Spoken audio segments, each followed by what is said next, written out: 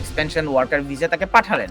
এরপর সেই কোম্পানি দেউলিয়া হয়ে গেল বা কোম্পানি বন্ধ হয়ে গেল। কোম্পানির যে কারণে কোনো কারণে সারভাইভ করতে পারল না। জি। সেই ক্ষেত্রে না, এটা হতেই পারে। কারণ তাদের যে প্ল্যান ছিল, হ্যাঁ? একটা ২ বছরের একটা প্ল্যান জমা দিতে হয় যে আমরা নেক্সট 2 ইয়ার্স এ আমার কোম্পানিটাকে আমি কোন জায়গায় দেখতে চাই। এই প্ল্যানে হ্যাপি হলেই কিন্তু তারা এদেশে লাইসেন্সটা পাবে। অনেক অর্থলগ্নি করে সেখানে আসলেন। আসার পরে দেখলেন যে অফিস-টফিস নাই, অনলাইন ব্যবসা, হ্যাঁ? দরজা বন্ধ করে চলে গেছে।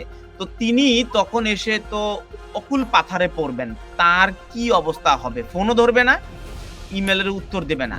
একটা সময় ছিল ৫০ জন চেয়েছে, 24 আওয়ার্স এর মধ্যে গ্রান্টেড হয়ে গেছে। ৫০ জন তারা সামহাউ লোক নিয়ে নিয়েছে।